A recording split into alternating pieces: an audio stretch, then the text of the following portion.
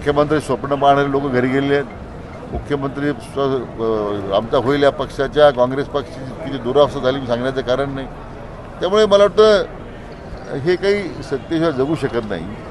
त्याचे मतभेद आज आता दिसायला लागले आणि उद्याच्या स्थानिक स्वराज्य संस्थे निवडणुकीपर्यंत महाविकास राहील अशी काही स्थिती नाही.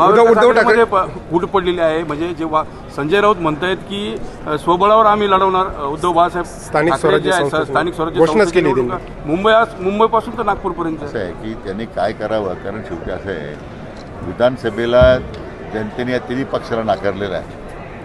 ते आता ते स्वतंत्र लढू एकामेकाच्या डोक्यावर बरोबर लढू याची आम्हाला चिंता नाही आहे. राज्यामध्ये महाविजय जो विधानसभेला मिळाला तोच महाविजय आम्हाला स्थानिक स्वराज्य संस्थेमध्ये मिळेल आम्हाला पूर्ण विश्वास आहे. संजय राऊतांनी ज्या पद्धतीने आरोप केला आहे की मंत्रालयामध्ये जी आलिशान कार आली त्यातील जो कोणी VIP व्यक्ती होता विखे पाटलांना भेटायला आला होता आणि यामध्ये काहीतरी गौड बंगाल आहे त्याचा आम्ही खुलासा करू असं काहीतरी त्यांनी आरोप केला आहे. मला वाटतं काय की हे माध्यमांनी किती कोणत्या स्तरावर का जावं त्याचं मला तसे दुःख होतं.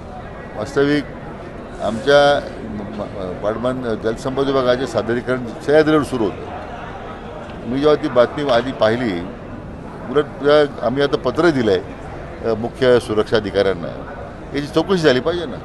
उद्या कोणाचं नाव सांगून कोण आतमध्ये येतं काय येतं आहे कशी कोणाची बदनामी करण्याचा प्रयत्न होतो. आणि माध्यमांना सुद्धा माझी निमित्ताने विनंती आहे आपण खात्री करूनच या बातम्या चालवल्या पाहिजे. काहीतरी ब्रेकिंग न्यूज चालवायच्या त्यातून कोणाची बदनामी होते.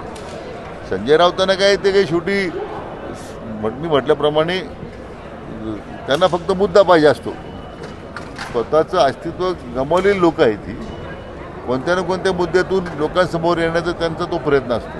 परंतु त्या प्रकारशी खरं आमचा काही संबंध नव्हता. पण ज्या पोलिसांनी हे माध्यमांना माहिती दिली असेल त्या ड्युटीवर कोण होतं त्यांच्याविरुद्ध कारवाई करण्याची आम्ही त्या निमित्तानं मुख्य सुरक्षा अधिकाऱ्यांना त्या प्रकारची विनंती केली आहे. राऊतांनी तुमचंच नाव का घ्यावं काय हे माझं प्रेम आहे. राऊत विशेष प्रेम माझ्याबद्दल. हे शेवटी असं आहे की मी मागे म्हटलं की त्यांचं मानसिक संतुलन बिघडलेलं आहे आणि त्यामुळे मला वाटतं त्याचाच एक हे माझ्यावर आरोप करणं त्यामुळे त्याचंच एक उदाहरण असलं पाहिजे. मला वाटतं याच्यापेक्षा वेगळ्या राऊतांबद्दल काय सांगायचं.